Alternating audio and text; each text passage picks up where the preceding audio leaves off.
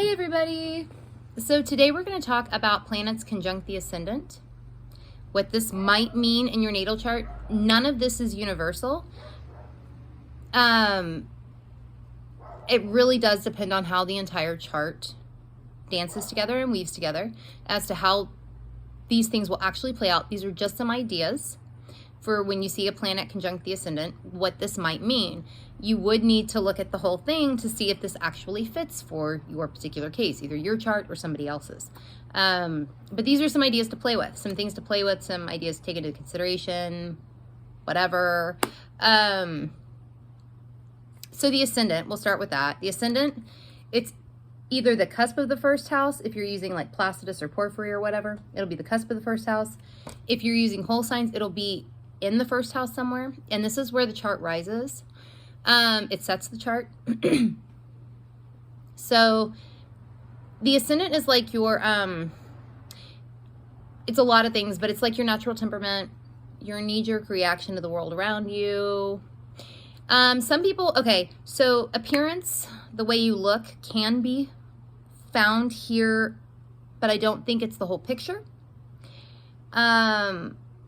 I just don't.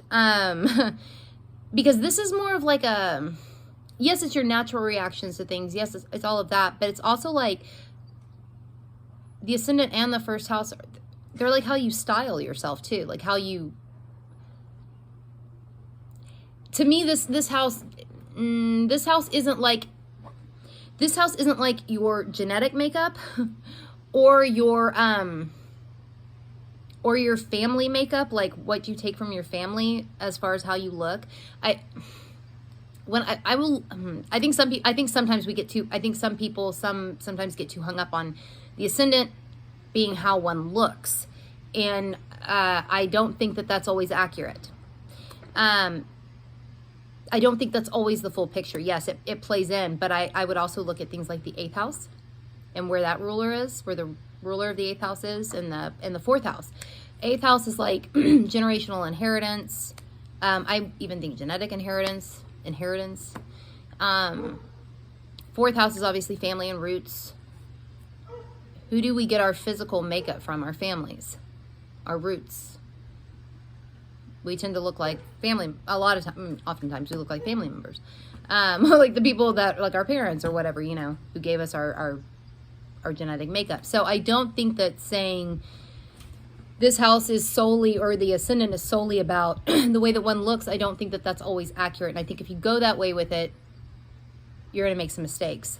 That is my opinion on that. You can totally disregard that if you want to, but I do think that it is a mistake. And I bring it up because I've seen so many questions on Reddit, for instance, about like, what do you think I look like?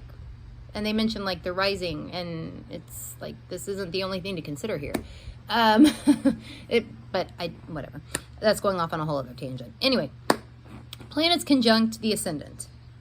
They will color the how, like whatever sign is on the ascendant, whatever sign the ascendant is in. They will flavor that. Now I want to say that there is, the planets I'll be looking at today are the sun through Mars. Now for instance, having the sun, and then I'll see this question sometimes, is having the sun on the cusp of the ascendant, or sorry, conjunct the ascendant, from either, let's say from the first house, is that the same thing as having a Leo ascendant? No, it's not. It's not the same thing. Because the planet is what needs to be expressed, and the sign is how it's expressed. So having, let's say you have the sun conjunct the ascendant, generally your ego, your life force, your identity is what is needing to be expressed. Whereas if you've got a Leo rising, or your ascendant's in Leo, this will be done in a Leo way. Like it'll be done boldly. It'll be done colorfully. It'll be done animated in an animated way. It'll be done in a loud way. You know, whatever. Enter in any Leo keyword you want there. Just playing around. So there is a difference. They're not the same thing. A planet conjunct the the ascendant is not the same thing, does not equal the sign that that planet rules on the ascendant. They're just not the same thing. Don't think about them like that. Planet is what energy needs to be expressed. The sign is how that energy needs to be expressed, and that the house is the area of life that it needs to be expressed through, or where. Just want to throw that out there. So somebody who has the sun conjunct the ascendant, taking the signs out of the equation. The sun conjunct the ascendant, this person is going to need to, what they need to express, their ego, their identity, their life force. There might be confidence. Confidence is another one, definitely confidence. Because the sun is, and I know there are better terms to use for this, for masculine and feminine energy. I know there are better terms, but I'm going to use them here because just for ease of understanding. There might be more of, and I don't mean this in any sort of way, but there might be more of a, like a masculine energy that needs to be expressed because the sun is thought of as more masculine. Something along those lines, that might be what needs to be expressed. All of those things are going to, or may come out, they might be what needs to be expressed via natural knee-jerk reactions to the world, natural temperament, things like that, things that deal with the ascendant. That's what will need to be expressed. Now you would want to look at your chart and see what house cusp Leo falls on, because that house will then bend to Leo, bend to the sun conjunct the ascendant. Oh, I also want to mention, if you have a planet, because you can have, like if you're using Plastus, for instance, if you have a planet conjunct the ascendant in the first house, that planet is probably really understood by you. Like you probably really understand it, you really feel it. If that planet happens to be conjunct the ascendant from the 12th house, other people might feel it or see it before you do. That is possible. It might not be quite as in the native's face. They might not be quite as aware of it. They can be, though, because it is cusping the ascendant, right? Even if it's in the 12th house, it's still cusping the ascendant, or, conjunct the ascendant, cusping from the 12th. So, but yeah, it does matter a little bit as to what house that falls in. Whatever planet conjunct the ascendant, what house it falls in. But definitely take that into consideration, and also take into consideration what house cusp, for instance, with the sun conjunct the ascendant, what house cusp Leo falls on, that house will bend to the sun conjunct the ascendant in whatever house that is, in either the 1st or the 12th. Okay. So the moon. If you have the moon conjunct the ascendant, this one I found can be really, the sun can also function this way, conjunct the ascendant, but the moon, depending on what sign we're talking about this being in, this can actually be really uncomfortable for the person. It makes their emotions, or it can make their emotions, their feelings, their vulnerability, even, it can make it front and center. Their natural temperaments, because that would be like what is needing to be expressed. This will color the way that this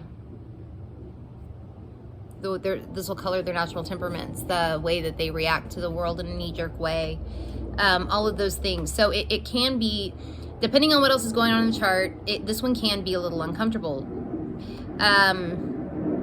Moon in the 12th, though, conjunct the ascendant, that might even be more uncomfortable because the person might not be as aware of how their emotions, like they may not realize that their emotions are more front and center. Other people might realize this, they might not so much. So that one actually feels a little bit more difficult than if it's in the first house. Now, so those are all things, emotions, feelings, moods, emotional core, This person, if the moon is conjunct the ascendant, you might find somebody who what they need to express is a little bit more feminine, because the sun is typically thought of as more masculine, the moon is more feminine. I know, again, there are better words to use, but that's what I'm going with here. Anyway, it's pretty good. Want to look at the house cusp that Cancer is on in the chart, because that will bend to the moon conjunct the ascendant. Definitely take that into consideration as well. Okay, Mercury. Mercury conjunct the ascendant. So the mind, the person's mind, communication, thinking, all that shit is very, very, is what's needing to be expressed through their natural temperament, you know, through their natural knee-jerk reactions to the world around them. Their mind is highlighted here. Their mind is highlighted. If it's in the first house, they're probably more aware of this. If it's in the 12th house, conjunct the ascendant, they're probably less aware of this. Probably, not universal, probably. This person might Mercury's pretty youthful. It really is. It's very youthful. So this person might appear, there might be like a youthfulness to them. Youthfulness is what is, being youthful is something that might need to be expressed. So they might come across more youthful than they even are. And I don't mean immature when I say that. I just mean youthful, like just youthful.